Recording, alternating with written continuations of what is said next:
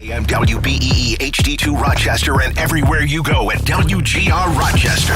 The sports leader. 95.7 FM and AM 950 WGR Rochester. An Odyssey sports station.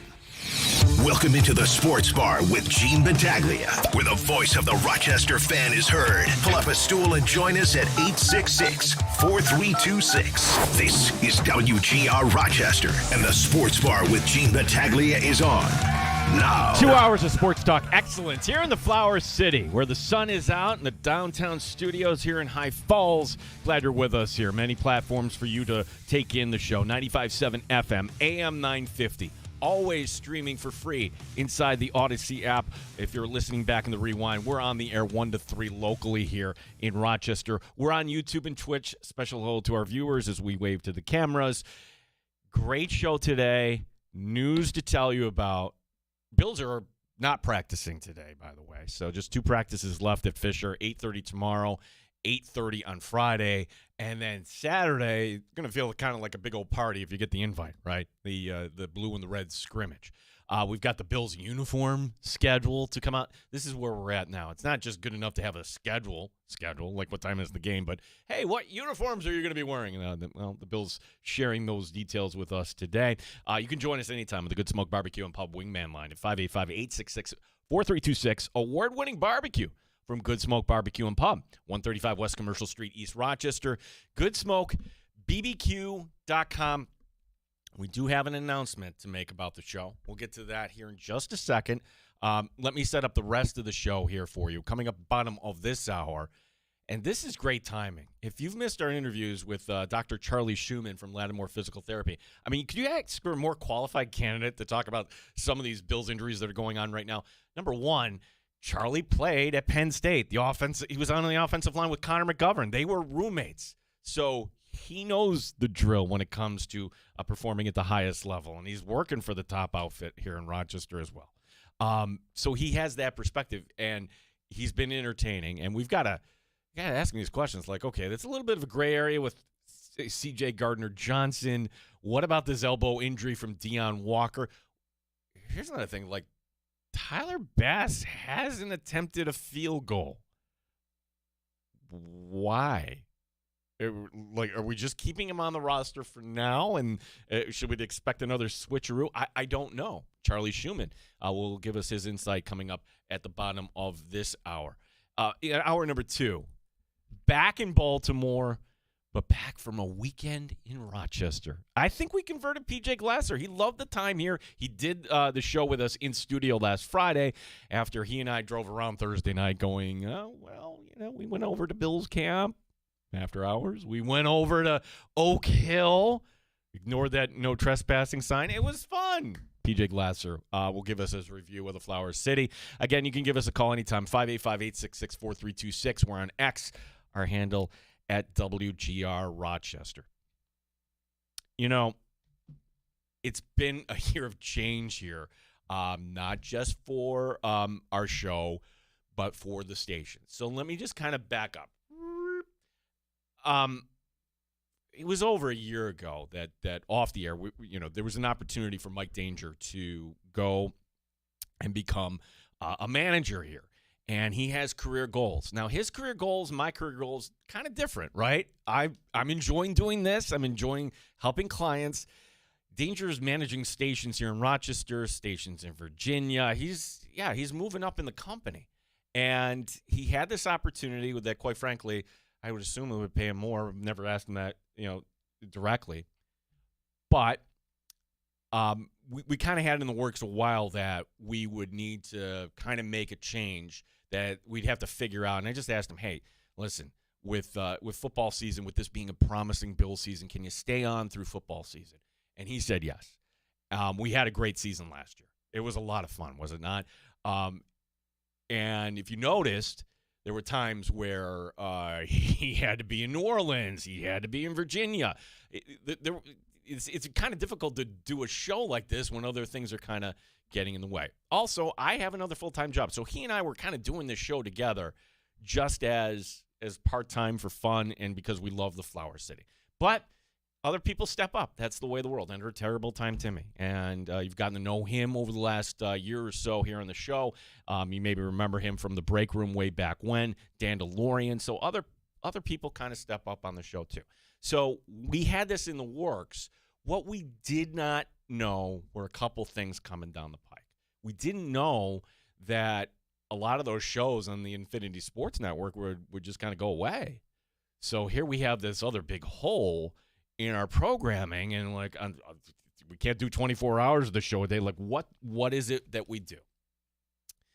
We didn't know, too, that there was other management that would have ideas. So for the sake of this, I'm going to redact all names with the exception of Danger, because I wanted to make it clear that Danger, when I tell you this change, he is one of the guys that stood behind me, behind the show, 100%. So do I miss having him on the show? Sometimes. He'll be fine. We'll be fine here on the show. But my goal is to continue to deliver Rochester sports. And last night, to kind of tease this a little bit, I put out there, hey, we're going to have an announcement on the show today, right at the start of the show. Give me your wrong answers only. And if you want to jump in last second with your wrong answers, Facebook, X, wherever you want to do it. If you know Tim's cell phone number, you can do that too. Let me read you some of the top ones that wrote in. Friend of the show, Brian. I hope it's better than the last announcement. The sports bar, only 2 hours. I listened to WGR Buffalo. I mean WGR Rochester. All right, that one, Brian, I hear the sentiment. But by me kind of putting this out in a joking way, it's just kind of leads you to believe that it's going to be okay here, right? So, Ron writing in, Gene, your new co-host is Chuck Muncie. Okay, that is absolutely wrong, unless we can somehow dial into the afterlife and get the thoughts of Chuck Muncie, and that's a whole nother story how that became a bit. Dave writing in, you partner with the Sacramento Kings to produce the 75th anniversary T-shirts.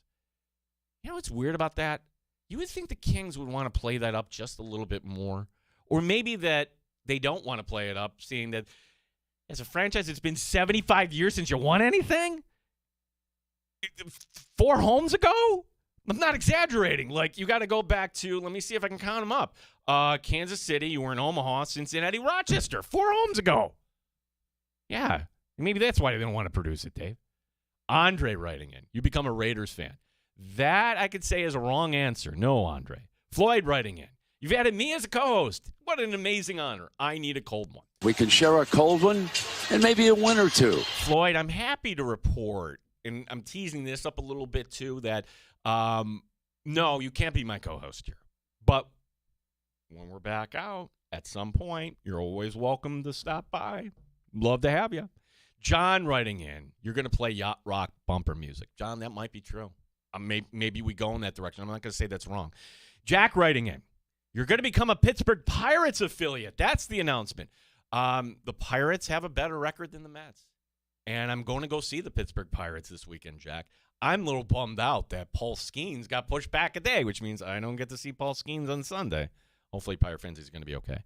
Ed writing in, this begins the people guessing about a new co-host. Tim, you've been demoted here. I guess so. You're like a producer who, okay, we give you little niblets. Ed writing in, Maggie Gray is your new co-host. Look, Ed, I'm thrilled that you mentioned me in the same sentence as Maggie Gray. We got to have her back on the show at some point. Rich the Bull Gensler, remember him? Old TMF fans, yeah. We are reuniting the old 990. All right, this is going way back. But the first sports radio station, I was actually a part of it. It was CMF AM, and it was on 990 on the dial. And the first local sports talk show host on that station was none other than the Bull. And he's a good dude. Steve Hausman writing in, I'm joining you. House, you have that. I always get crossed up with this word when Latin emeritus. Emeritus. That's why I get crossed up. Steve, you have that emeritus status here. You can come in at any point. Michael writing in, a little crossover here. Howard Simon comes out of retirement and defects to WGR Rochester, which Howard Simon writes back in himself that we become a Mets affiliate. Okay, both of those are not happening as well. I'm going to tell you what's going to happen, but again, more of a backstory here. Actually, it's 2 things that are happening. And one, you got to chuckle. I would just say we're righting wrongs here on the station altogether. And Tim, as I jotted an outline for this out, how to tell people, I might be putting myself at risk of getting in trouble, of saying too much here. But I feel like if you're invested in the show, and wherever I was going out and talking to people would be like, the heck is going on with your station? Why am I hearing Buffalo ads? What is that? It makes no sense. This is where, okay, Tim, if I'm not in on Thursday, I think you'll be okay. I've been in trouble, right? So this is actually two announcements.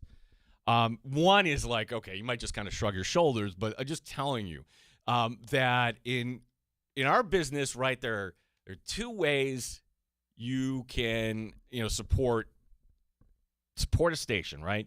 One would be your subscription, right? So your Netflix, your Hulu, whatever it is, or Apple, you're buying direct, Spotify, Sirius. But if you notice, though, they're kind of also going ad-supported. We don't do that here.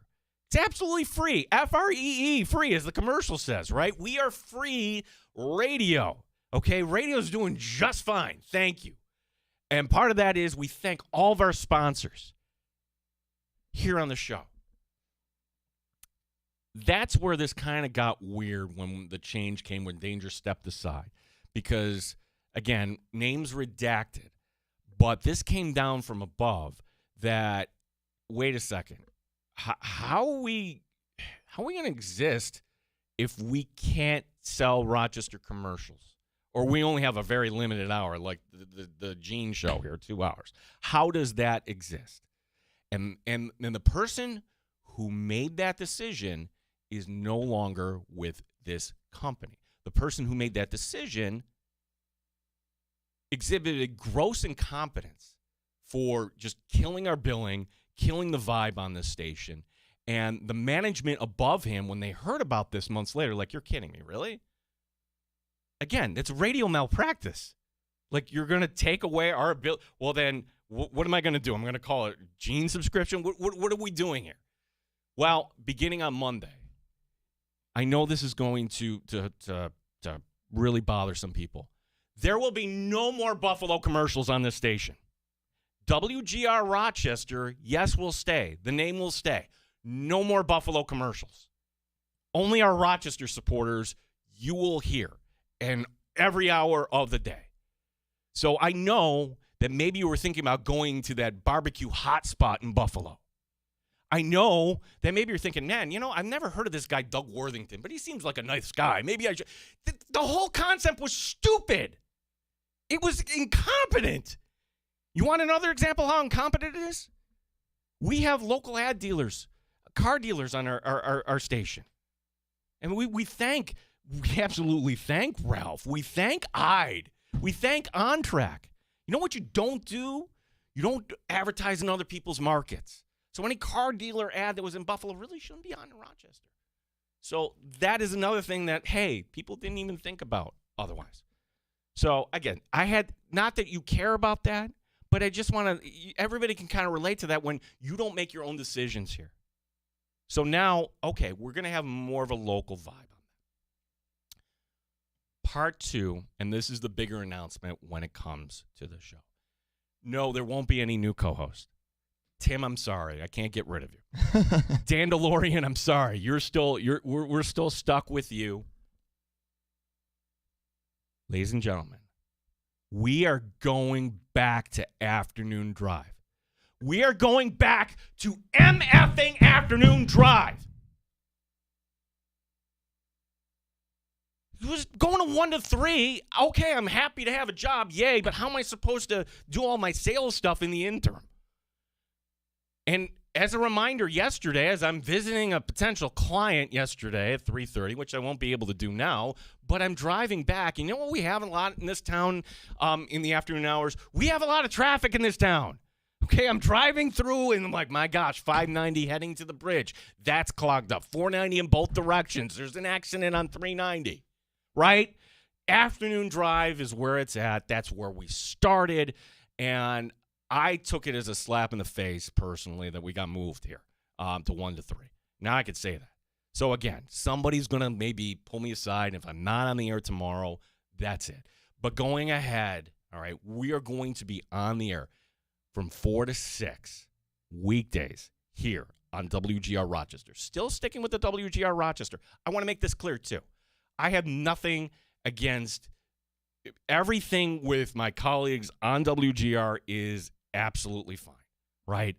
I can't call them friends, but we have great respect. We have Joe DiBiase, Paul Hamilton, Sal Capaccio. They all come on the show regularly. You will still hear them if they're up for it, doing hits from 4 to 6. That's just our new time here. And again, more about, hey, if you're saying, I like Show Up in the Bulldog, come on. Like that, you should know where to find Show Up in the Bulldog at this point. They've always been on 550. It's free in the Odyssey app. Anything you want to go listen to on demand, it just makes it better for our listeners and our partners. Now, if we want to go down to the Blue Cross Arena, we could do what we did, say, for example, in January for Hall of Fame night and broadcast live from the atrium. For a good partner, broke the news today to 3 heads, right? And hopefully we can work out something with them and do another live show there. The sports bar was meant to go out and be about. So we are going to go back to afternoon drive beginning Monday. This is happening quick. You're wondering, wait a second, 4 to 6. What? So this is what's going to happen. WGR Rochester, the programming alignment is going to be this. It will be Jeremy and Joe, which is an A-plus morning show for our market, right? You want to learn about the Bills and the Sabres, right? So they will be still on mornings, and then the WGR programming will follow all the way up until 3 p.m. And because this guy has Rochester roots from 3 to 4, by Rochester roots, I mean we were one of the first 4 affiliates. You should never forget that. Jim Rome is back on the air beginning Monday here on these airwaves. So Jim Rome, who, if you missed it, he is now doing that show. And again, you can find his show pretty much anywhere inside the Odyssey app. 3 to 4, he will be on locally here. And then from 4 to 6, we will do our show. And then just like we've been doing before, 6 o'clock, we flip on over to the good folks at BetMGM tonight. PJ Glasser, part of that show that you hear with Brad Noyes and Pat Boyle. 585-866-4326 is our number. Okay, so some of that I just got off my chest there. And thank you for everybody who kind of reached out. And hopefully everybody's like, no, Tim, you're fine with the hours here. You're fine with going the afternoon. I'm ready to roll. Yes, sir. All right, good. As long as you'll have me. And Dan DeLorean is fine, too. This is all going to work out. We are back where the show should be, sports bar, because, sure, some people like to day drink at 1 o'clock. Honestly, Tim, yeah, there might be a Friday afternoon. All right, it's 5 o'clock, and I don't have a game to call tonight. But I should thank the management here, specifically Mike Johnson, Tim Thompson, SPAC, thank you, the regional manager, Mark Hannon, and certainly Mike Danger. Not to mention Derek Abbey, our engineer, who, look, he's got a lot of work to do behind the scenes to make this happen, and he works his tail off. So, again, this wouldn't happen without you listening and you telling when this happened and a time move and people are wondering. You don't have to worry about that anymore. It will feel Rochester. And this is the promise I make to you, is that as long as this company will have me, we will continue to talk Rochester sports in afternoon drive. By Rochester sports, sure, the number one team that people care about, Buffalo Bills. Absolutely. But in other shows on WGR, they're not talking about the Nighthawks or the Amherst or the Red Wings. They don't talk about baseball.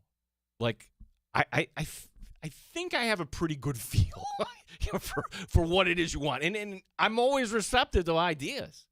How could we make the show better? What are people talking about? So today, it's a day where we can kind of get to this and unpack all this because the Bills aren't practicing out at St. John Fisher University today. We'll catch up with Lattimore PT's Charlie Schumann Dr. Schumann will join us here in just a little bit to talk about you can't call it a scare because it is an actual injury for C.J. Gardner-Johnson, but the Achilles would have been that would have been devastating. We'll talk to Charlie Schumann. We'll talk to P.J. Glasser coming up next hour. Tim's terrible take that's also going to carry over. Can I kill that altogether? Maybe when we go. I am simply your puppet. You decide what happens to me, and you're either gonna love today's or hate today's, but you're gonna enjoy the content of today's. I'll tell you that. Oh, fantastic! Yeah, this announcement, what I said yesterday, how quickly this came together. We went to commercial break, and then I got the hat trick there.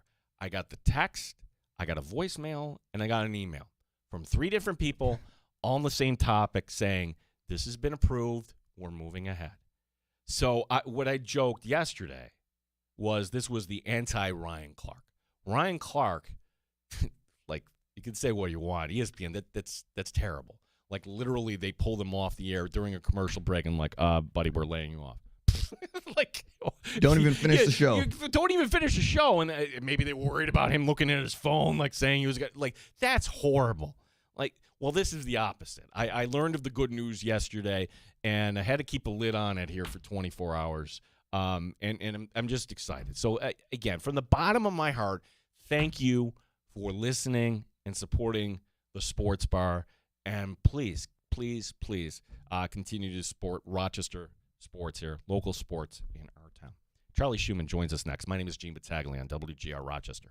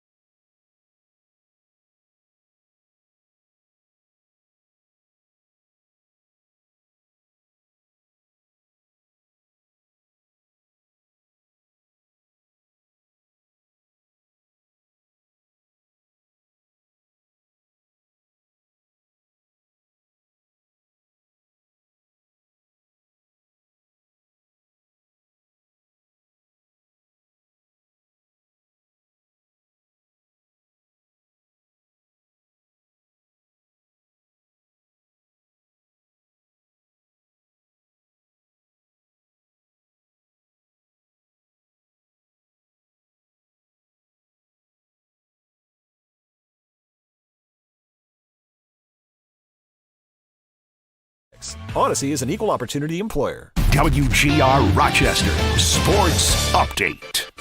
Bills players off today. They're back at it on Thursday. Wide receiver Khalil Shakir talking about camp battles. It's all fun and games, I think that's the best part of practice. We get to compete, and it's really you versus the other person and who's going to win, and it kind of goes hand in hand with setting that mentality too, saying I'm going to go out there and win, and to be able to go out there and do one-on-ones, a lot showed for sure. Just 2 practices left at Fisher, 8:30 tomorrow morning, 8:30 Friday, and then the blue and the red scrimmage coming up at Highmark on Saturday. We will talk to Charlie Schumann about some of these Bills injuries coming up next year in the Sports Bar. The Rochester Red Wings losing their opener at Scranton last night. Same 2 teams tonight in Pennsylvania. Major Leagues coming up at 2 o'clock. It's Toronto and Houston. The Cubs taking on the Dodgers also in the 2 o'clock hour. Yankees tonight taking on the Cardinals at 7. Gene Battaglia, WGR Rochester.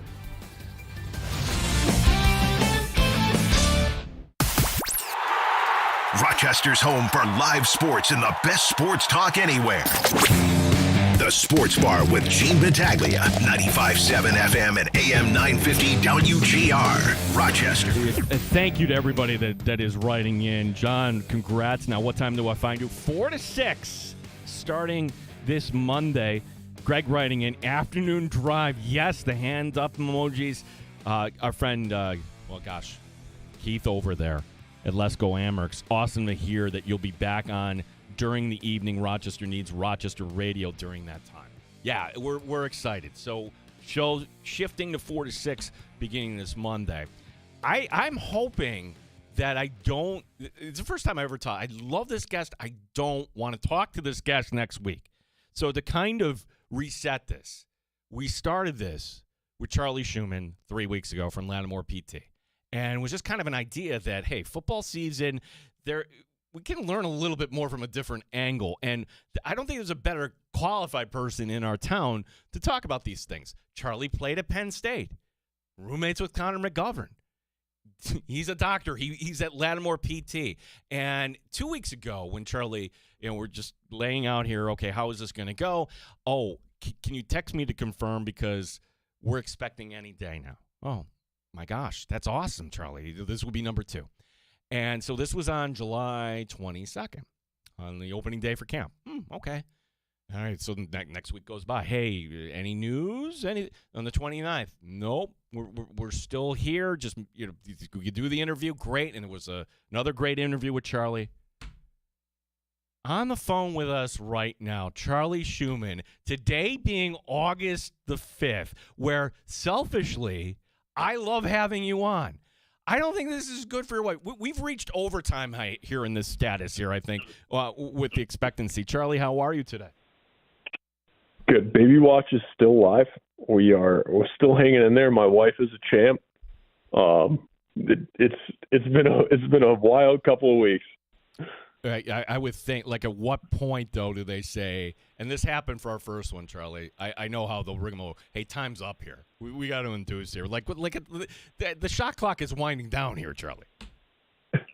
The eviction notice officially, as of right now, is coming on Saturday. Oh, wow. Okay, so, all right, hey, baby, either you're out or we're going to get you out. So, Yep. Charlie, we'll have to figure one way or the other, appreciate all the insight that you've given us here. And boy, speaking of Saturday, when I saw the news come across from Saturday's practice, like, oh no, C.J. Gardner-Johnson. Now there was a lot of misinformation out there about the injury, and when it comes to news with injuries, and man, you got to peek on the inside. When I was giving your resume too, you're also intern for the Bills, in that department. That must drive them nuts, I guess, when you have error reports and people don't know what they're talking about. But with Gardner-Johnson, it is actually a calf injury.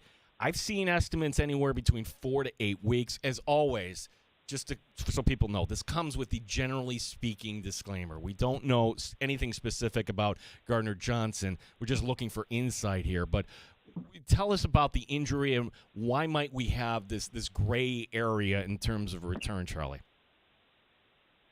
Yeah, it's very similar to what we've talked about in the past. It turns out that it was a muscle strain. So again, like we talked about last week, it really depends on what grade it ended up being, and then where in in the muscle was it? Was it a mid-belly muscle strain, or was it more what we call the myotendinous junction, or the muscle tendon unit, where it's a little bit closer to where that muscle attaches to the tendon, and tendons just have not quite as great healing properties as muscles. So being a mid-muscle belly, it's a little bit quicker of a healing process versus being closer to where that muscle connects to the tendon.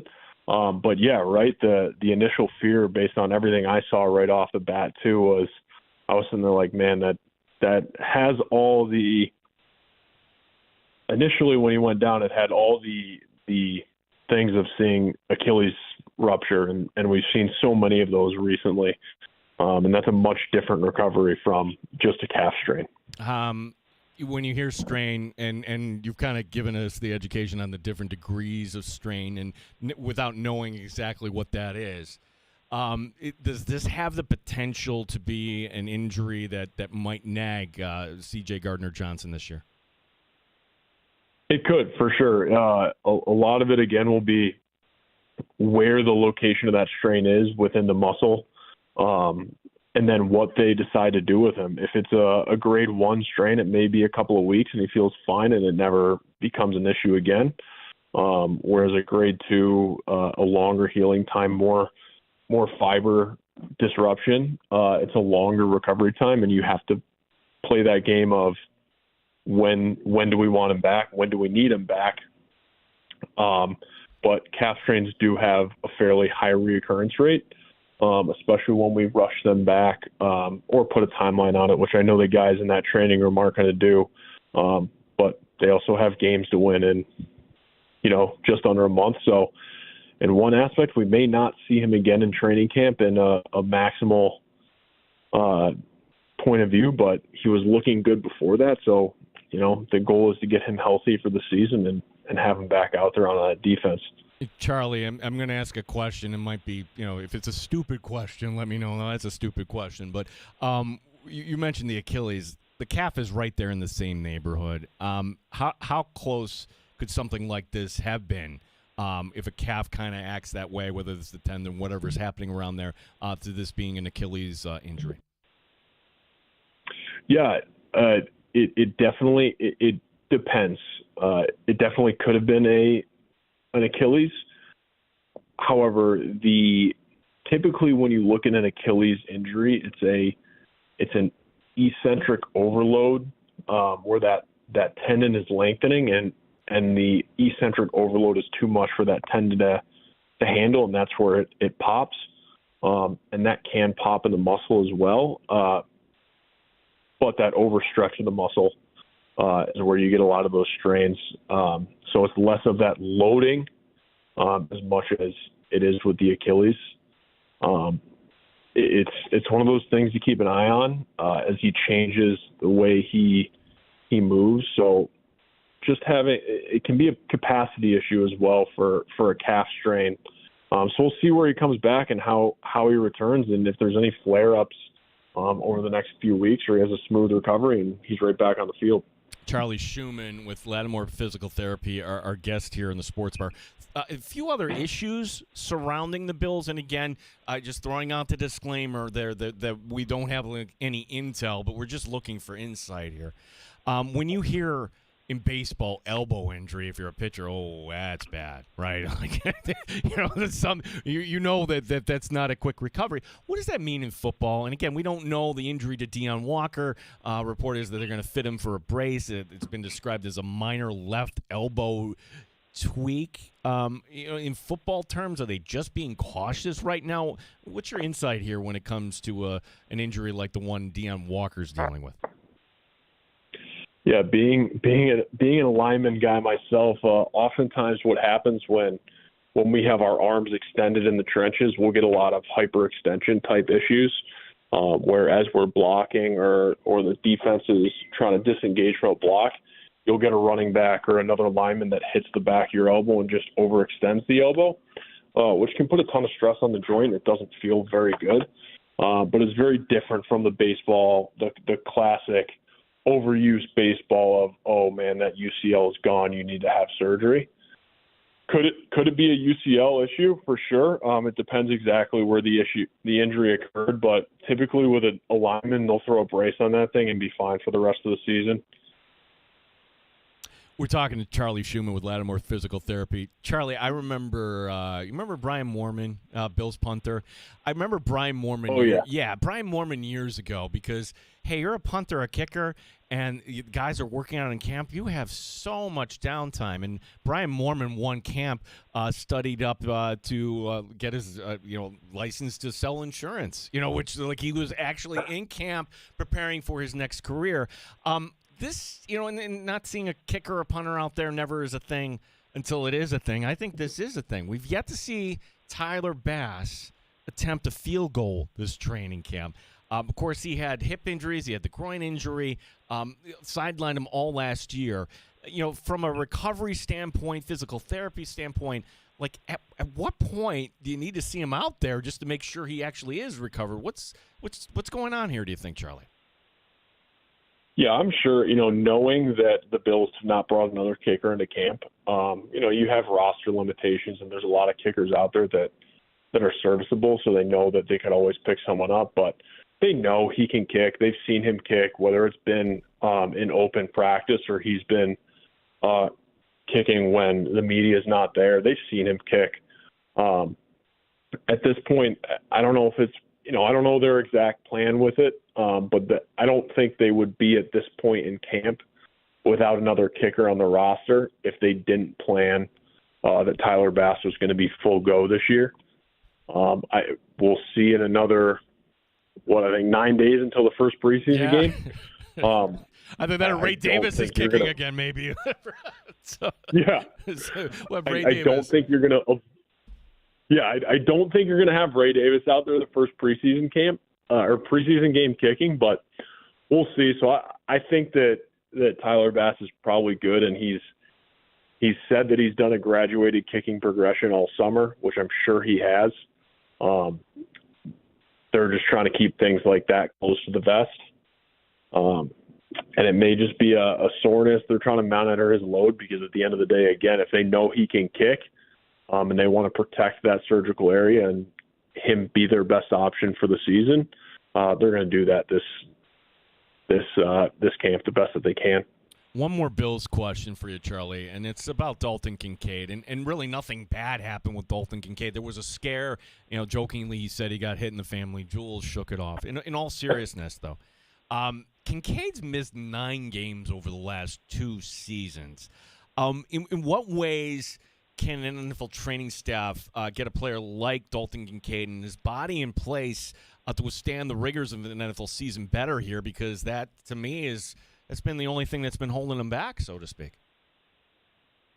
Yeah, so his big thing the last 2 years is he tore his left PCL in 2024 and it never resolved. So that I believe is what has kept him out both of the last 2 years with games on and off. And he's chose both of the last 2 off seasons, and Brandon Beane's come out and said it, that they're choosing to do a conservative rehab with him, which isn't all that uncommon. It depends on the grade of the tear. But you do see that last year he missed 5 games with a hamstring injury. The year before that, he missed a few games with the actual torn PCL. You do wonder if the hamstring issue is that he doesn't trust that knee as much as he used to last year, and that could have led to overloading the hamstring. Again, it's hard to say exactly. The guys in that Bills training room are very, very good at what they do, so they'd never put an athlete at risk out there. But I do believe that Dalton Kincaid, I saw somewhere, I couldn't find it leading up to this, but I saw him somewhere. He popped up on my Instagram, of course, where all good rehabs go. But he spent an off season out in I believe California, training specifically with a new guy that's pretty good in the space. So I'm interested to see how he holds up this season. It's hard. It's a hard game to hold up a big body. So seems like he's put on some weight this year, which should help. And honestly, we'll hope the injury bug stays away from the Bills this year like it has so far in camp, knock on wood. Yeah, you said something that's interesting. I just have to follow up here because when you're working with athletes or anyone and they're recovering from an injury, how common is that? What is the concern that, hey, maybe you're putting too much on this and then all of a sudden, boing, something else is going to pop up because your body's overcompensating for that other injury?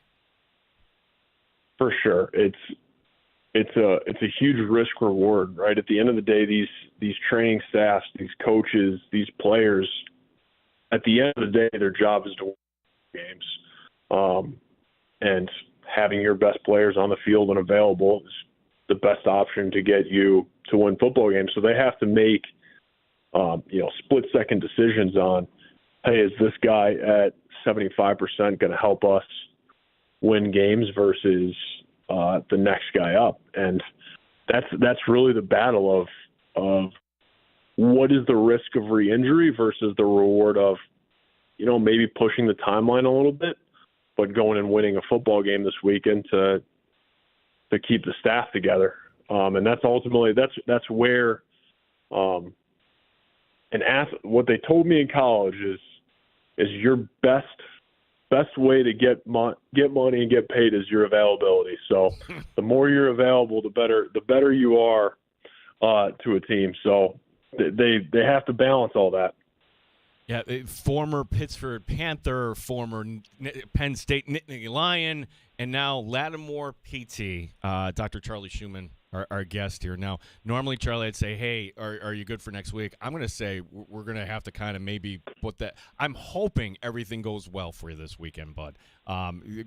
Best of luck, and we'll have to set something up here in the future. Really appreciate the time, Charlie.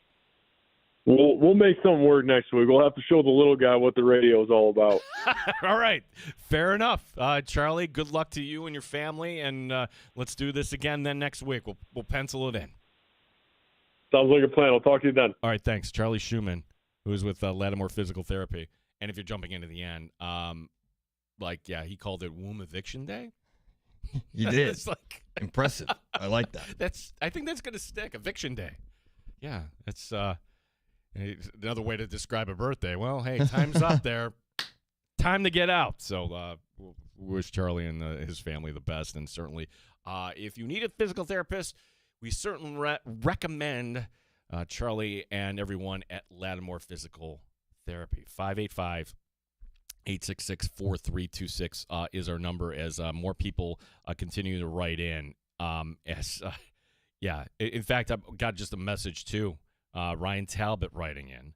I'm selfishly so excited about the announcement. 4 to 6 is a great time for me. Yeah, it's a great time for better time for people. Like that, if you missed it, our big announcement is that we are going back to afternoon drive, right? Because 1 to 3 is not as good as 4 to 6. 4 to 6 as you're driving home, and if you listen to sports talk, chances are you have a job. Chances are you lead a busy life, right? And our mission here is to tell you what is going on in Rochester sports, whether that's here locally in Rochester or with the Bills or the Sabres, whatever it is. Syracuse we could throw in there too. Whatever it is that matters to you, the Rochester sports fan, we're not going to do that on our drive home, where we were up until February. And thank you to upper management for just kind of righting the wrong there. Tony writing in too, as I pull this up. And Tony, a longtime listener. Thank you, Gene. I have more time to listen in the afternoon, so hard to listen at 1. Thank God. I'm so sorry you had a bad boss. It happens to all of us.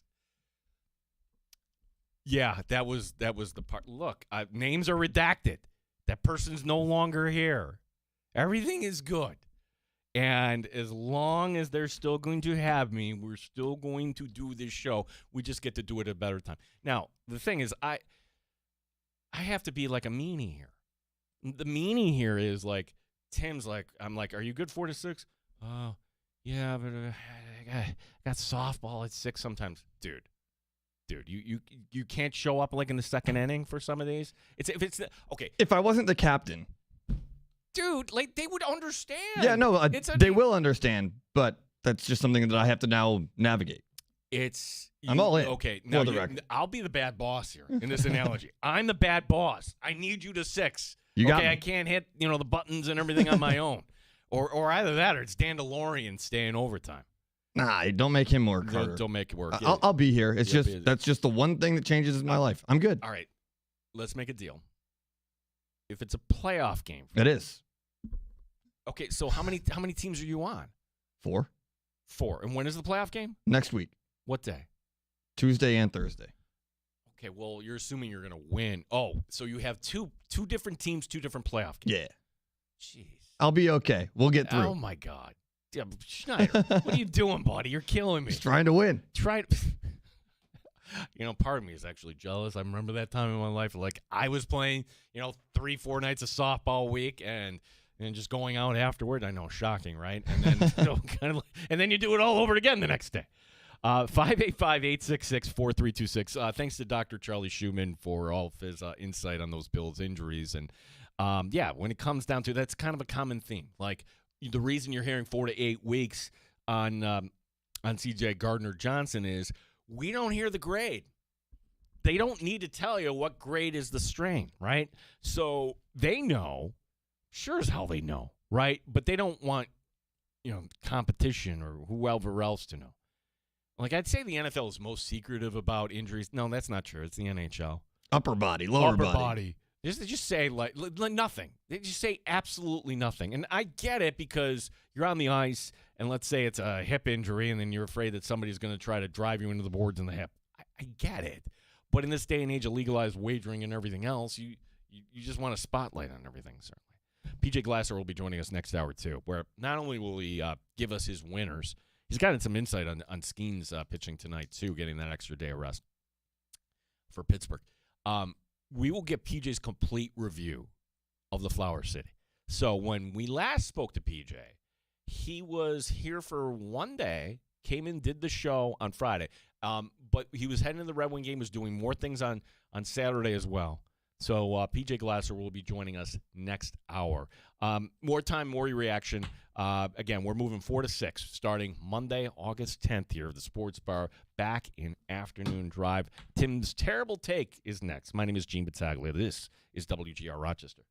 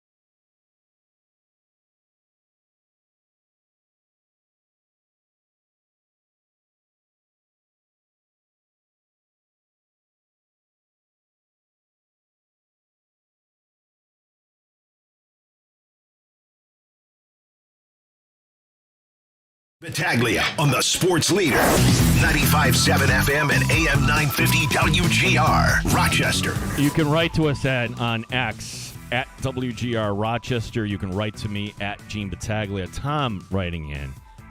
Glad to hear, Gene. Much better being on an afternoon drive. Hope your summer's going well. Wings have been good this year, but it's August, and I'm starting to get the hockey itch again. Same here.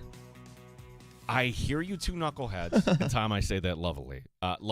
But, yeah, I love hockey. You know what I also love? I also love summer. So it's like, yes, I'm excited for the Amerks and for RIT. And, for the first time in forever, it seems like a Sabre season. But you know what? I'm not one of those people. You've heard me say this before. Is it October yet? No, you know what? It's beautiful out today. It's August. We'll get to October. But Tom, thank you for the kind words. And again, if you're just like, wait, what's he talking about? The announcement today is that we are going back to afternoon drive, 4 to 6 p.m. beginning Monday. Now, have more comments to get through, but let's push those aside for the second because, all right, we do have something that's worthy of the sounder. Ow! It really hit me. I didn't know it was coming back that far. Jordan Schultz is reporting that Stephon Diggs has a new home. Diggs will be playing this year for the Washington Commanders.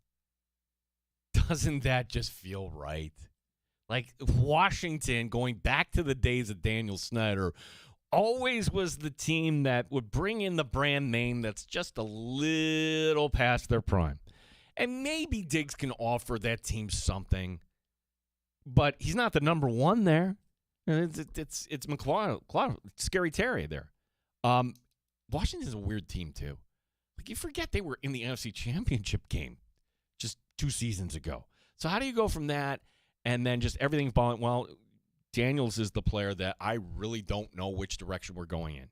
Like, was he just banged up last year and we're going to get back to that? Or is it just going to be kind of a lesser version of RG3, meaning, hey, when RG3 burst onto the scene, that was exciting. That was, injecting life into a fan base. And then, Mike Shanahan destroyed him by playing him in that playoff game. It was never the same. This isn't a coaching thing, but like coming back from the injury, how does Daniels look here when we get to the preseason? So that's interesting. Diggs going to Washington, that feels right. I didn't feel like, to me, the line for would Steph Diggs, if he ended up in Kansas City, would that have frightened anybody? I wouldn't have liked it, but it wouldn't have scared me to the point saying, oh my gosh, the Bills have to make a counter move here. No, like Diggs ending up in fill-in-blank here team in the AFC. We kind of saw like the best shot from Diggs in that October game, and then after that it wasn't the same for Diggs or for New England when it came to their connection last year. There's one other football note, and I find this just kind of funny since I brought up the Chiefs. This according to Jonathan Jones of The Athletic, and this always cracks me up when a business buys the naming rights to a stadium.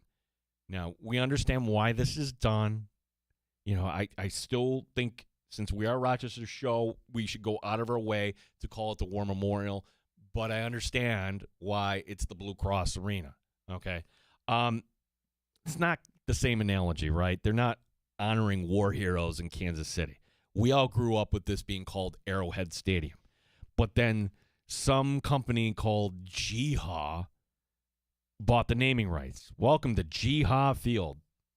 I have no idea what GHA Field. I've never even don't care. Never took a second to look it up. You would think that they would want to run a TV ad or a radio ad or something at some point that would explain to people, hey, this is what we do as GHA. We sell insurance or a manufacturer. I had no idea. Well, insurance confirmed. Well, apparently they can't pay their bills. Yeah. GHA's being taken. Boy, you want to talk about bad omen there. GHA's being taken off of the stadium name in Kansas City. So for this year, it will simply be known as Arrowhead Stadium. Isn't that funny? Now, I can point and laugh, but the same thing happened too here with the cap company where like, oh, that's a perfect fit. That's a company from Buffalo, and they can sell a lot of caps. And then I don't know what happened, but I can just kind of assume they stopped paying their bills or whatever it was on time, and I can just kind of assume that was the same thing. We will talk to PJ Glasser coming up middle of next hour. Focusing today, it's college football, right? Before we get to hockey, college football coming up. We'll talk a little Big 12 with PJ here as he's previewing that. He's got some picks tonight in baseball. We'll get also his review of the Flower City as he visited Rochester for the first time last week. We'll have time for your calls at 585-866-4326. Like the Buffalo Bills, right? Only the Bills have 2 more days before they head back. Well, here from 1 to 3, we only have 2 more days. Here in this time slot beginning Monday, we're on 4 to 6 here on WGR Rochester.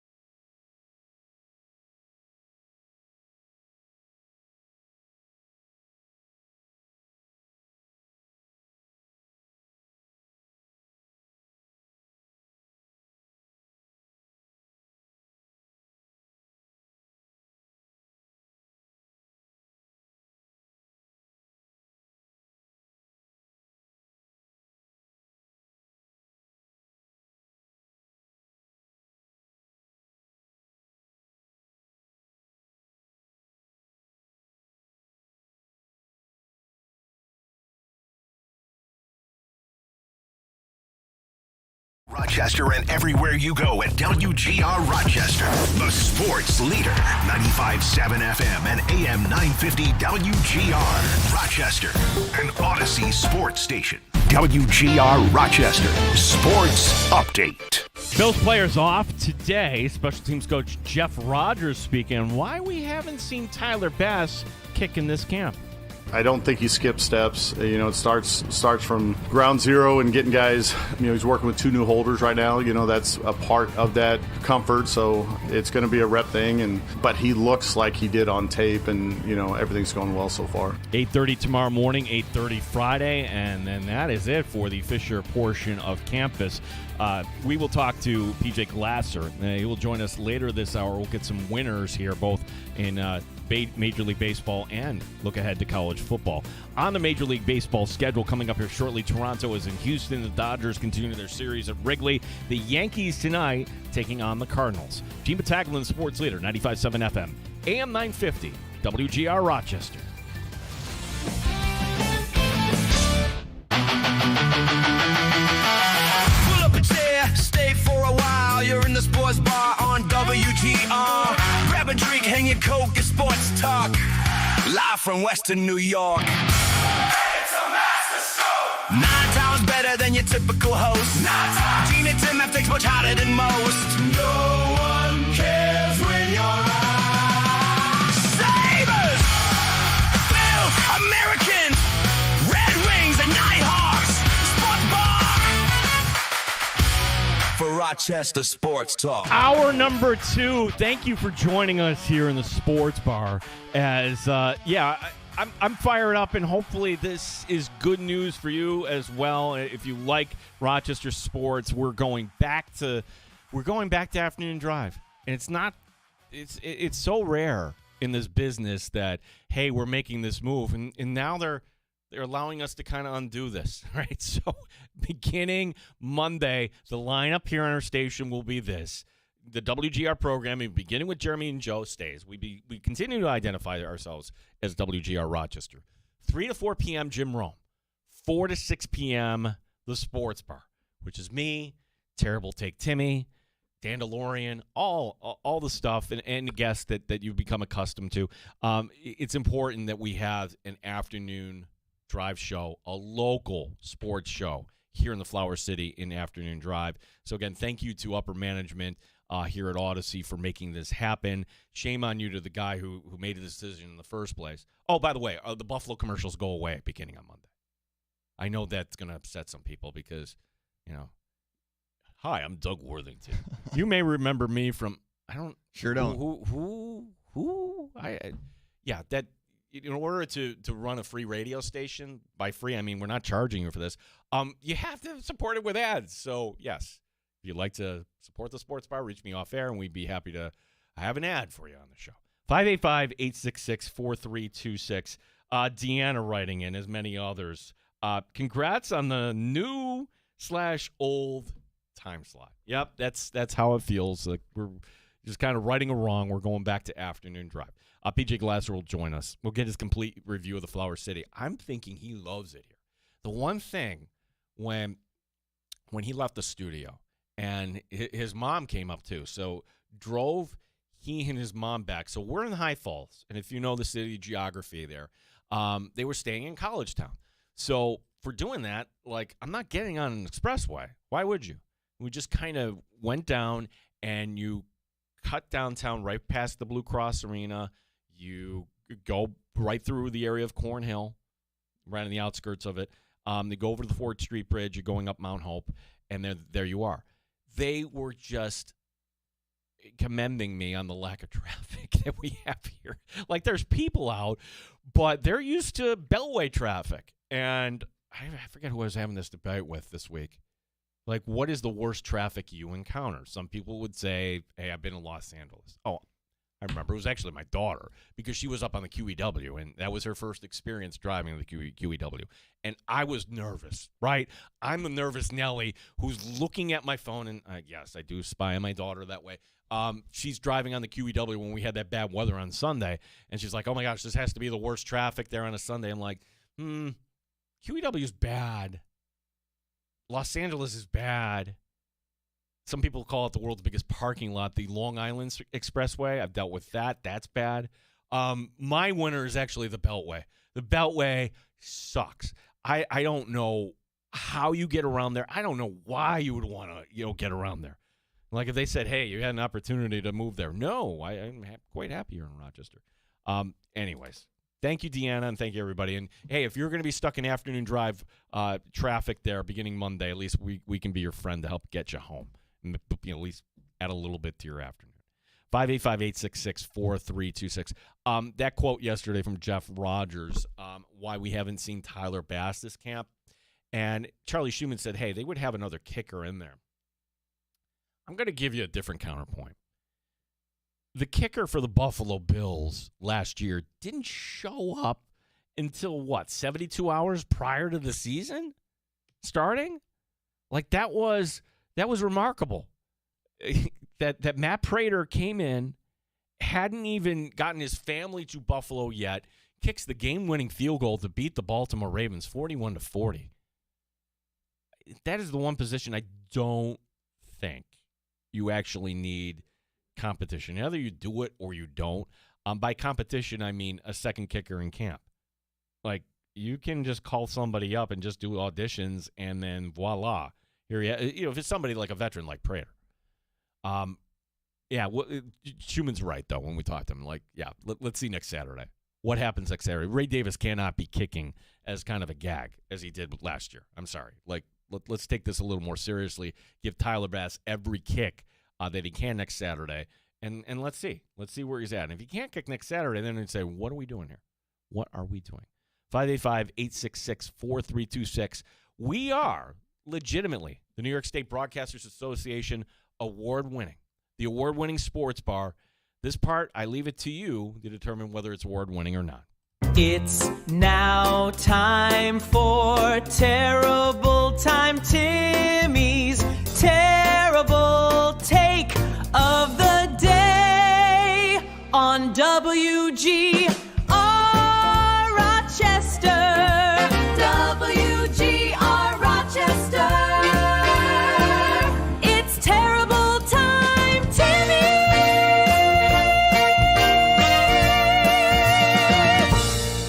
I'm going to name a bunch of names that were very near and dear to your heart. And at the risk of you blowing a gasket, I'm going to blow through that stop sign, and then I'm going to play something that somebody else said about these people. Luke Weaver, Huascar Brazaban, Brooks Raley, A.J. Minter, Clay Holmes. All right, all these Mets that Freddie Peralta, The Departed. they suck. They should go. All right. It's like that. I have no problem with them being off the team. So you're in agreement with this quote. He shuffled, brought in the truck, and took out all the garbage, so to speak. But this is a turnaround for this club. It's a new phase of the Mets broadcast, not the broadcast, but the new phase of this Mets season and Met future. Obviously, Plan A did not work out. It's got a lot of young players here. It's a look to the future. I know who said this. Go on, Tim. Yeah, so Keith Hernandez called former Mets players like garbage. And as you said, they were bad, get them gone.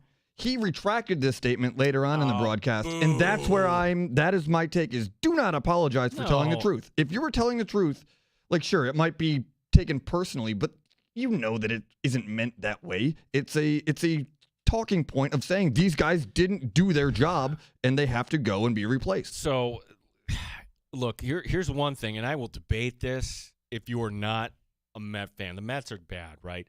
But when it comes to broadcast teams, they're number one in baseball. You can't tell me. There's a debate in there. They're very good. No, they're very good. And the reason why, Tim, is they're critical. They can be critical. And in New York, you have to be. Like, you have to be authentic. And here's Cohen, who just sets up Darling and Hernandez. Where does Hernandez cross the line? He crosses the line because his paycheck comes from the Mets. And if his paycheck comes from the Mets, indirectly you're saying, this GM had garbage on the team. Well, he's right. he's doing that just to kind of save face, because after all, he's got to get back on the plane with these guys at that point. Yeah, but I think that if you're you want to guide that, you want to toe that line a little bit, I guess. But if you're gonna say it, I think you've got to own it once it's done. Like, you've already said it, you can't really go back on it. You said something that maybe you shouldn't have, but you did say it. So now I think you have to own that. And apologizing it kind of like it's hollow to me. It's one of those like old axioms we have here in the sports bar. No one cares when you're right, and don't apologize. Like, if you apologize, then you really must have screwed up. Like, just say you stand by it. That's all you have to say. Like, what is it that say there's a current teammate that's friends with Brooks Raley or whatever? Like, what, that's going to upset them? Look, I appreciate what Keith Hernandez said there, and I can understand why he felt the need to apologize. He just doesn't want to deal with the crap anymore. That's where we are. Like, you brought this up off air, but it's like, hey, I'm Sophie Cunningham, and here are my thoughts. Now, she didn't apologize, but now I just want to get back to it. I'm like, no, you went down that road. So, like, if you're going to say something, you got to back it up. I'm sorry. There's another Mets story here because it had been rumored that Juan Soto and Francisco Lindor don't get along. Oh, now it's being kind of confirmed that Freddie Peralta, who got traded to Tampa. One of the garbages. He got lit up last night. Granted, it was in Colorado. It was in Colorado. No, he was bad. Freddie Peralta, my favorite Mets story this year. Like, Freddie Peralta gets lit up after a game. Reporters afterward, giving him softball questions. Have you identified? Is there anything you can work? I have no idea, guys. I have no idea what's going on. Great. Can't wait to see you there in the next outing. Freddie Peralta said that he arranged a sit-down between Juan Soto and Francisco Lindor. It was as men, not baseball players. It was more of a conversation like we always have with a group of Latinos, but I don't want to comment about the details. Wow, okay, the fact that you brought this up and you're confirming this to the world that, hey, Lindor and Soto don't get along. Wow. Oh, it just does not get me excited, Tim, for next year whatsoever. Soto lying about it is what gets me. Yeah, well, of course. Like, yeah. It never happened. No, but and he said it in Spanish, so he's ignoring and deflecting to begin with, but he's also lying if the truth is that it did happen. Well, okay, so say the unthinkable happens when we actually do have a salary cap. Can the Mets just move off of Juan Soto? I will say this to every Yankee fan I know. You were right. You were right. Which is wild because he's so good. Oh, you were right. But he's not. He is a lesser talented A-Rod. Like, he's the person that will hit the home run, a 2-run homer when you're already up 5-0. Like, he's getting those untimely hits. He's a butcher in the field. A-Rod could at least play shortstop. What can Soto do? And get rid of them both at this point. Thank you, Tim. You're just making me mad. I was worried about it, but we got through it. 585-866-4326. Bills players are off today, but they're going to be back at it 8:30 tomorrow morning. PJ Glasser will be joining us here in a little bit. Top story in the NFL today, Stephon Diggs is going to Washington. Now, he grew up in Maryland. That makes sense. It also makes sense from this, too. I guess the Commanders are still the Commanders. In this tradition of, hey, let's sign Bruce Smith and Andre Reed and all these other guys that are names but past their prime. I mean, we're going back 27, 28 years on that. You're bringing in Diggs, but can Diggs offer that team enough? How will he pair with Scary Terry? Washington's kind of a weird team that nobody is talking about.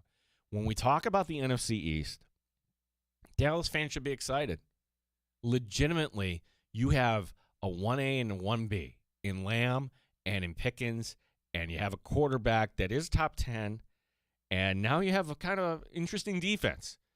And the head coach there seems to be kind of an adult, where a lot of people, the Cowboy fans, a lot of people are like, that's all you did, Schottenheimer? Okay. Can that team be good enough to win the division and see where it kind of goes from there? Philadelphia, a lot of people are taking them to take a half step back this year.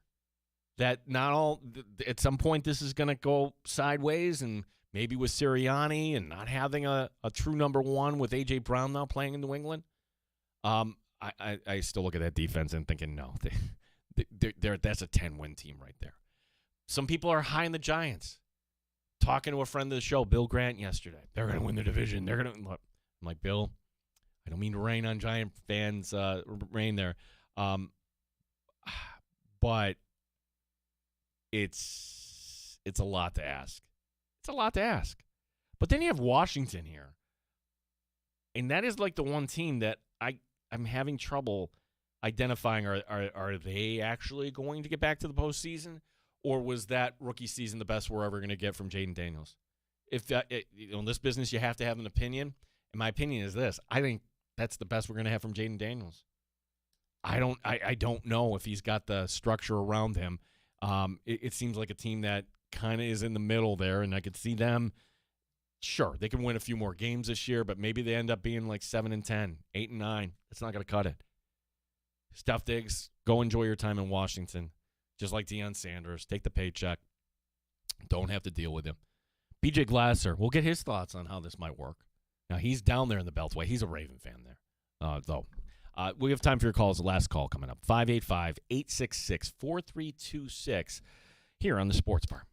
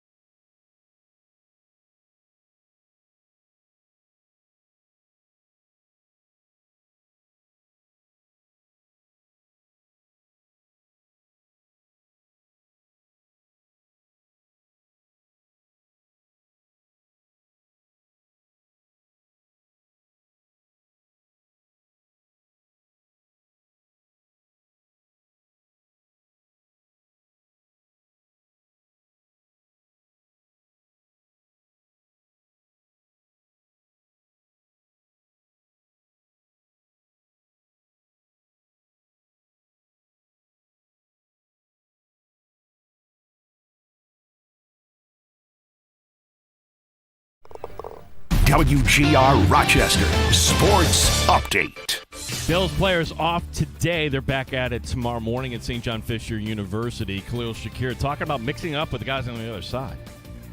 It's all fun and games, I think that's the best part of practice. We get to compete, and it's really you versus the other person and who's going to win, and again, it kind of goes hand in hand with setting that mentality too, saying I'm going to go out there and win, and to be able to go out there and do one-on-ones, a lot showed for sure. Stephon Diggs has a new home, the former Bills receiver signing with the Washington Commanders. Rochester Red Wings tonight on the road. Game 2 of their series in Scranton. They lost last night in the opener. Bottom of the first, the Jays and Astros no score. Dodgers taking an early 1-0 lead against the Cubs.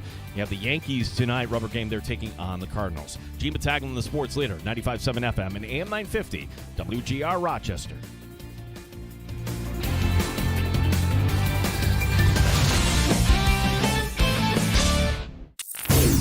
Straight up with no chaser. You're in the Sports Bar with Gene Battaglia on the Sports Leader, 95.7 FM and AM 950 WGR, Rochester.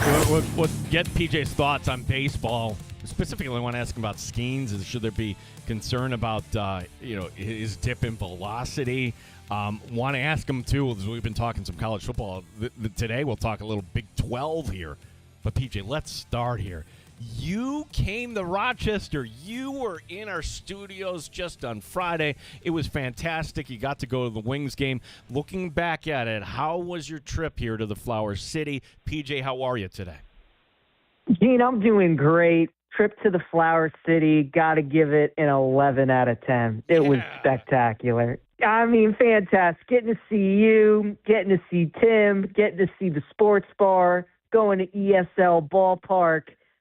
It was fantastic. So I had a great time, Gene. Hopefully the weather is still as good as when I left it. I think my regret was not parking the car at Oak Hill and walking around pretending like we belong there, because I don't know like how far we could have pushed it or what might have happened. PJ, I chickened out, and I shortchanged you on the Oak Hill experience there, bud. Gene, it's all good. I too kind of think about how far we could have gotten, who we could have run into. You just let your mind run wild and like, who are the celebrities we could have seen out there? But it was great getting to drive around. That was an awesome time. Well, like if Brandon Bean was over there, like Josh Allen, I don't think would reckon it. Bean would kind of give me the side eye and be like, "What are you doing here? You don't belong here, security." You'll kind of come over here. PJ, great that you enjoyed your time here in the Flower City, and now that you're back in Baltimore, let's hit you with some questions here, because it's crazy to think that tomorrow night we will have real football. By real football, I mean, hey, there it is on the field. Nothing to be said for betting in the preseason, though, right? Like, or is there? What is your philosophy when it comes to action in the NFL preseason, PJ?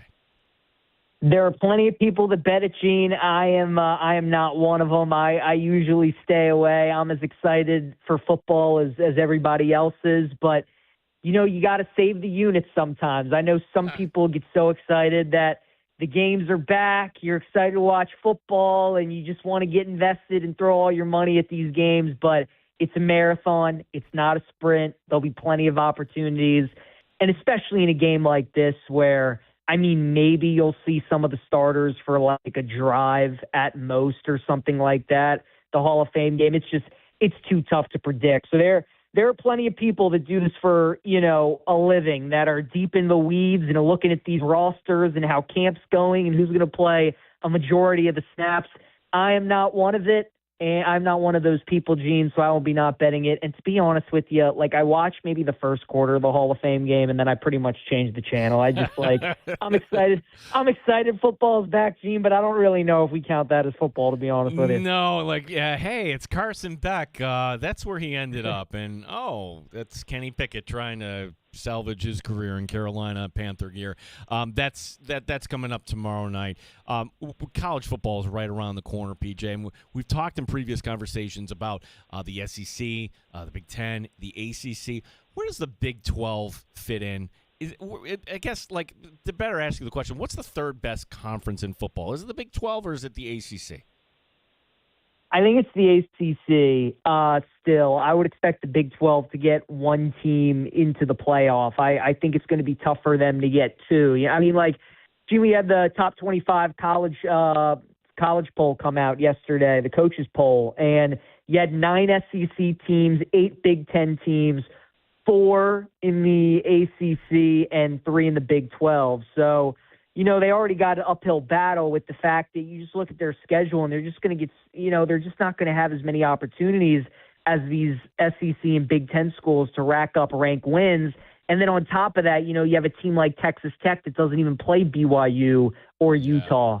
So, like, a lot of the top teams really aren't playing each other either. So if they lose games, they're going to be really bad losses. I think you're probably only looking at one team getting in out of the Big 12. So I'd probably rank it, Big 10, SEC is the top 2 for sure, and then I go ACC 3, Big 12 4. So we're now, some time removed here from the drama at Texas Tech surrounding Brandon Sorsby, and he's going to, not do anything this year. Are we still considering Texas Tech the favorite here? Are we thinking that Will Hammond is the guy? Like, what are your thoughts here about that team, PJ? Texas Tech is very interesting. I was doing a podcast today with our guy Ryan Horvath on Game Day Garage, and we were talking with Chris Level, who's a sideline reporter for Texas Tech. And I said, Chris, how's your summer been? How's the off season been? And he gave me it's been something, as you would imagine. So I think they're all excited to get the season going, and I think the Sorsby story, Gene, is really clouded just how good this team is going to be again. The offense should be even better than what it was last year during the regular season. And then, defensively, they lose a lot, but they still return like 6 starters to the defense. They still spend a ton of NIL money. They got guys in the portal. There's a reason they're minus 105 to win the Big 12. Like, they are definitely the best team in that league, and they have one of the easiest schedules in the league as well. So they're the rightful favorite, and they should end up winning it. If you wanted to look down the board at 2 other teams that maybe I'd keep an eye on, first one is BYU at plus 550. Again, they don't play Texas Tech in the regular season, so the fact they avoid them and they can kind of beat the other teams and get tiebreakers against other teams so they can match up with Texas Tech in the Big 12, I think is huge. They got a lot of returning production, and the head coach, Kalani Sitake, said this is maybe the best team he's had since the 11 years he's been in Provo. So I think they're going to be good. And then Kansas State is the other one at 15-1. Avery Johnson has been there for 3 years, Gene, and he was one of these guys that, so many people had high hopes for. Like, he's an incredible athlete. He's so good dual threat. He's just never been able to turn into that guy as a passer. The reason I like K-State, though, is the variance and the upside of the new coaching staff. So Colin Klein takes over as the new head coach for Chris Kleiman, and people might remember Colin Klein was the former QB at K-State. He was really good under Bill Snyder.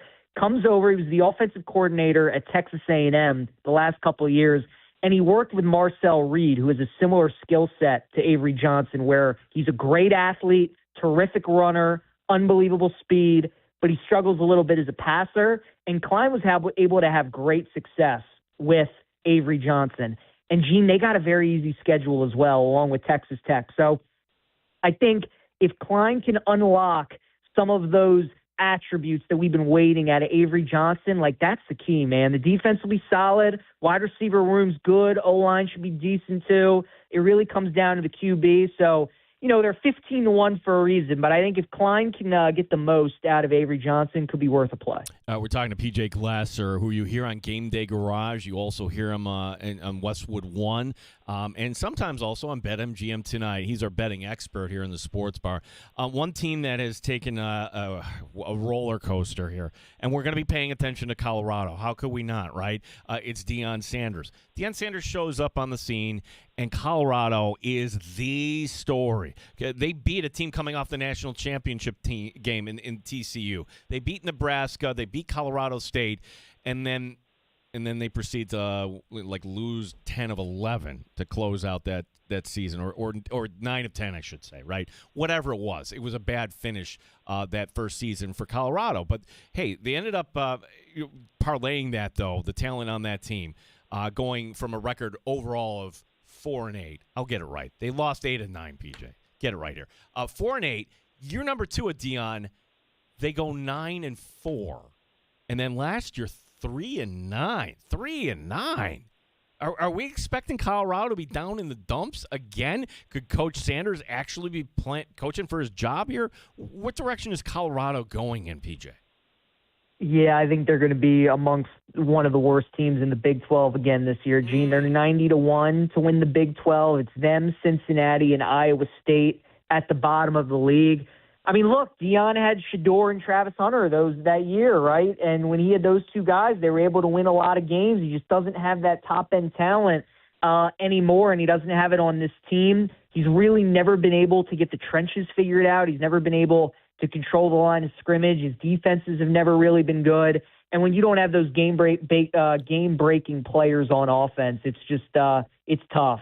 So, yeah, I think it's going to be another long year for the Buffs, Gene. I really do. The win total, I think, is about like 4.5 for Colorado, 5.5, somewhere in that range. I think they miss a bowl game.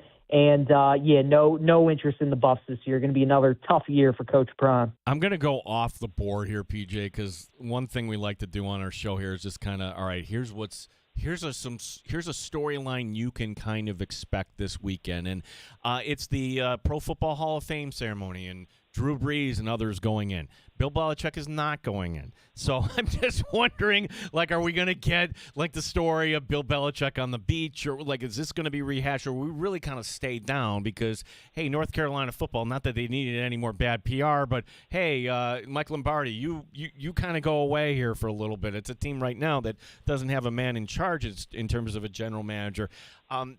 Does that make you like TCU a little bit in the opener on week 0 over in Ireland? PJ, to me, and hopefully I'm not putting you on the spot, it's not too early to start thinking about some of these week 0 games. Oh, Gene, it's never too early. I'm looking right now. They're a 7-point favorite, TCU is, out in Dublin against North Carolina. Look, we've had a couple of these Big 12 and ACC teams that have done this trip the last few years. I was talking with one of the TCU reporters today, Jamie Plunkett, and he was telling me that, TCU's been talking to Iowa State and Kansas State and some of these teams that have made those trips out there to kind of give them a heads up of what to expect. But, they lose Josh Hoover. They're really excited about this quarterback that they have coming in, Jaden Craig, who comes over from Harvard, who's really talented. And Sonny Dykes likes his team this year. North Carolina, Gene, like you said, now with the Lombardi stuff, all the distractions.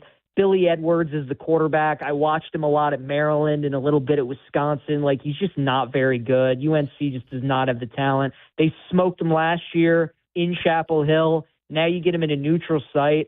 This line feels too short to me. So, I do like TCU quite a bit. Yeah, PJ, taking a look at the baseball schedule tonight. When I saw you when you came into town last week, I was telling you about, hey, I'm not going to bail on the Mets. I had this trip planned. You know what? Go have fun. I'm still going to go down to Pittsburgh this weekend. And after all, I'm going to see Paul Skeens on Sunday. No, I'm not. They pushed him back by a day. So, but nonetheless, I'll have a good time. Skeens, he's going tonight against Milwaukee. They gave him the extra day. There is a story that his velocity is a little bit down. Any concern about Skeens, Pittsburgh tonight at Milwaukee? Anything you like here on the board here tonight from a betting perspective, PJ? I did take the Pirates on the money line, Gene. It feels like a good spot, like a good buy low spot on Skeens a little bit. I know the Brewers are clearly the better team. They're one of the best teams in baseball. And, there is a little cause for concern with Skeens. I mean, as you mentioned, velocity's down a touch. His last 2 starts, he's given up 5 earned runs in each, and they both come against divisional opponents, against the Cubs and the Reds. So you wonder, now that he's kind of been in the league for a little bit, you face these divisional teams, they get more looks at you. Have they started to kind of figure out how to attack Skeens a little bit? Milwaukee's had really good success against in his career when he faced them earlier in the season. He had a game where he went 7 innings, 1 hit, no runs allowed. So, looking at this lineup, Gene, career history against Skeens, you only have one guy in the order that has gotten more than 2 hits against Paul Skeens, and that's Christian Yelich. Everybody else is 2 hits, 1 hit, or no hits against Paul Skeens. So he's normally dominated against the Brewers. I think if he struggles tonight, it might be time to sound the alarm bells a little bit. And, when this stuff starts to become a national story of what's wrong with Skeens? Is he washed? Like, is he hurt? Is something wrong? That's kind of when, I tend to like to bet the other side and fade those kind of narratives. So, yeah, I'll ride with Skeens tonight. I think you're getting a good price. I think he pitches well, and I took Pittsburgh on the money line. So, PJ, I can only imagine your thoughts on this because here in Rochester, we do have Oriole fans, and part of it for many, many years, the Red Wings here were the AAA affiliate of the Baltimore Orioles. Okay, so the team decides Adley Rutschman, this is a player that is not part of our future, but he's still, anybody can recognize, behind the plate, very talented player. How does that sit with you that you had to move him to Boston? I know there was a return in prospects or whatever it is. PJ, your thoughts on that trade? So that's the part of it, Gene. It's the fact that you trade him in division. I mean, it's a couple different things. Like, trading Adley, I'm not as bummed about, right? Like, there were a lot of reports that he didn't want to re-sign with the team after the 2027 season. They have him signed through next year, but as we all know, there's going to be a lockout, and like, it's sounding more and more like maybe they could potentially miss the entire season. So if Adley doesn't want to re-sign and you're not going to be playing baseball potentially all of next year, then sure, it makes sense to trade him, especially when you have a catcher in the wings in Sam Basayo, who you've already signed long-term. So, like, from that standpoint, it makes sense. The things I have issue with, trading him in division, trading him to Boston, like, you're just asking him to haunt you for the next decade, Gene, right? Like, you just know that kind of stuff is going to happen. The other part of it that drives me crazy is, Adley was obviously the first of this young core for the Orioles, right? He was the first overall pick. He was the guy that started this momentum of, like, all those years of having the best farm system in baseball and this young wave and the baby birds and all those sorts of things. But the guy that was the architect of all this was Mike Elias, who is still the general manager of the Orioles. So what's frustrating is that he is the guy now that's breaking it up. He was the guy who told us to be patient. He was the guy who told us we had to do some losing, but it would be worth it. He was the guy who told us he would invest and he would spend and he would go for it, and he hasn't done any of these things. And the team is 2.5 games out of a wild card spot. You still got 50 games left to play, and now trading away Adley tells us you're waving the white towel. You don't believe in this core, in this system, and now you're just wanting to rebuild and you wanted to go after prospects again. So I think so many people are frustrated because it's like, why should we trust you to go through this again when you told us you had all these great farm systems, you had all these great prospects, and it resulted in 0 playoff wins with this core, and now we're supposed to just trust you that you're supposed to figure it out again. So I think a lot of people are frustrated that he's the general manager, that we have to go through this again. And the fact that, again, Gene, I mean, right now they're 1.5 games out of a wild card spot. Like, they still have a good chance at making the playoffs. I don't think they will, but there's still a chance. And the fact that he's just willing to trade Adley to a team in the division and wave the white flag, I think has myself and so many fans just very frustrated. Is there anything to be said, though, that, like, for any of these trades, like, hey, we got to hit the pause button on it because, okay, it wasn't like, you were the Mets dealing with Tampa Bay and Tampa Bay sending, oh, yeah, we won't give you any real prospects. Here you go. But, it seems like maybe these prospects that Boston gave back, or I have another friend, her name's Kate, like, no, if I'm a baseball executive, who cares about prospects? Like, my opinion, PJ, is like sometimes GMs are afraid that they're trading away Jeff Bagwell to get Larry Anderson when it comes to this stuff. So back to my original question: does any part of you say, "Hey, let's pause on this and see if like actually Baltimore will win this trade in the end," or is that a stretch? I think it's just, again, Gene, we've been doing so much waiting, like we had the number 1 farm system in baseball for like 3 years. So we had all these great prospects, and it's just so hard in baseball. It's so hard in any sport to get it right, and figure out who's going to be good and who's not going to be good. And the Orioles are one of these teams that they just don't like making big trades and giving up the farm like the Red Sox did for Adley Rutschman. And usually the teams that do that are the teams that win World Series and go for it. And, that's why, like, the Brewers, the Tampa Bay Rays, the Seattle Mariners, like, these teams, especially the Rays and the Brewers, like, they've been good recently for, like, close to the last decade, but they have nothing to show for it because they just never take that big swing. Whereas teams like the Rangers went for it and they won a couple years ago, or obviously the Dodgers have gone for it and they've won. So, yeah, I mean, I see what you're saying, Gene, with all these prospects. And, like, you know, they did get a couple of good players on paper, but it's just like it's a tough sell for the Orioles fan base when you've had the number one farm system for 3 years. And this is the problem. It's like you built this mess, and now you're trying to start over, and people just do not trust him to figure it out. PJ Glasser, your host on Game Day Garage. Check out the content there. Also, hear him on the platforms like BetMGM tonight. PJ, I have a question for you. So we made this announcement that we are going back to afternoon drive starting on Monday. That was a surprise. I'm like, oh, we're going to start this on Monday. Fantastic. PJ, I don't know your afternoon schedule. Are you good if we shift this time beginning next Wednesday? Gene, I'm good. Whatever you need. Mondays work for me just fine. So the show will be 4 to 6 Eastern on Mondays. 4 to 6 Monday through Friday now. So we're all How about that? we're all good there, PJ. PJ, I'm glad you gave us an 11 out of 10, man. We got to have you back here. We'll make this an annual thing, bud. Absolutely. It's great, Gene. I talk to you now, and I just envision the studio, and I see where you are and Tim and where Dan's sitting and everybody, and I'm like, this is fantastic. So I love it, and I look forward to talking to you at your new time. It's going to be awesome. PJ, you're the best, bud. PJ Glasser, thank you, bud. Thanks, Gene. Our expert for winners here in the sports bar. On the schedule right now, Dodgers and Cubs tied at 1. Shohei Ohtani with his 25th. PCA with his 25th. That's how they got to 1-1. Yankees are tonight taking on St. Louis. Last call coming up. Diggs to Washington. Bill's uniform schedule, which we only grazed on. And, yes, we're moving the time. Back to afternoon drive coming up on Monday from 4 to 6. Gene Battaglia here, WGR Rochester.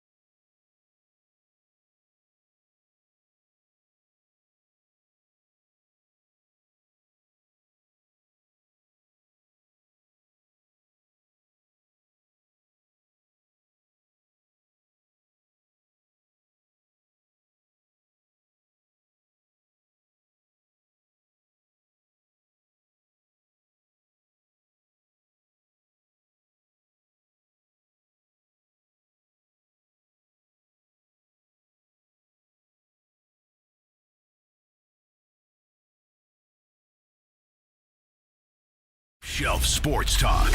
You're hanging out in the sports bar with Gene Battaglia on the Sports Leader, 95.7 FM and AM 950 WGR, Rochester. You can always reach us on X, our handle at WGR Rochester. As Jack writing in, great news, putting the sports bar back in the drive time. Can't wait to get back to tweeting live. Yeah, that's look, we were saying this, and I was trying to put a positive spin, like, hey, we're on 1 to 3, but you can still listen in the afternoon, which you can, like, absolutely, inside the Odyssey app. But I am thrilled that we are going back to afternoon drive, just being there for you, the Rochester sports fan, as you're heading home. 4 to 6. We'll be on weekdays here beginning Monday, August 10th. The decision came down, and all right, let's go. Let's go by the point, because when we get back on Monday, we will be talking about, hey, there was a blue and the red scrimmage, and the only thing I care about, does everyone stay healthy? A lot of people care about the uniforms. We have the uniform schedule. My goodness, it's not just good enough to have a schedule. We put out an actual uniform schedule for the Buffalo Bills. Now, we can't say, the team can't say what they're going to be wearing on the road, because some teams might not disclose, hey, we're going to go with the whites here. You've got to wear this.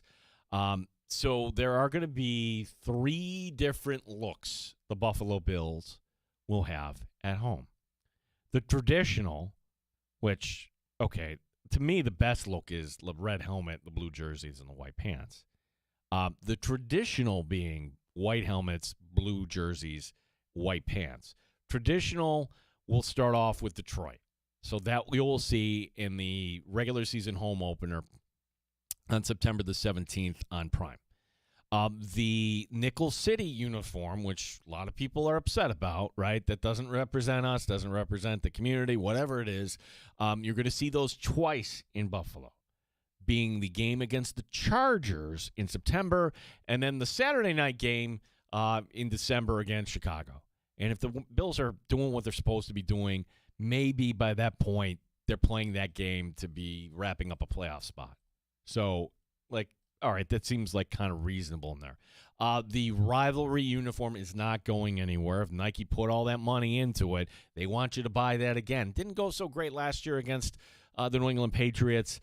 This year, it will be the Sunday before Thanksgiving when the Bills will wear theirs against the Miami Dolphins, which means the Dolphins will have to kind of come in and wear their teal uniforms, tops, unless they go rivalry too. Who knows? I don't know if you can go rivalry on rivalry. Oh, and then one more. The Bills in the last game will go to the red alternate jersey. Now, so many questions I have here. Like, number one, the red alternate jersey, does that come with the red pants, the white pants? Don't know. Will the Bills get a red helmet game at home? Don't know. Matt Bove, Sal Capaccio reporting that the Bills will wear the red helmets on Christmas Day in Denver. So, okay, that'll get fans excited. Is that with the white jersey, blue jersey? Don't know. But that's your Bills update today. And, again, the Bills know how to win the news cycle because, you know what? Team was not out there on the field today. They'll be out there tomorrow. I'm going to mosey over to camp tomorrow and do a little reporting. If you see me, just say hello. Don't be bashful. Miss any of the show today. The Dan DeLorean has everything for you up in bite-sized form, wherever you get your fine audio. And that includes the Odyssey app. If you missed PJ Glasser in hour number 2, if you missed Dr. Charlie Schumann in hour number 1 talking about those Bills injuries, you can check that out. 1 to 3 for now, moving to 4 to 6 p.m. coming up on Monday. Thanks to Dan DeLorean. Thanks to Terrible Take Timmy, who'll be following us to the new time slot as well. We'll be talking to you tomorrow after our morning at Bills camp. For everyone here on the show, my name is Gene Battaglia. And cannot wait to get back to afternoon drive. Show up in the Bulldog coming your way next year on the Sports Leader, WGR Rochester.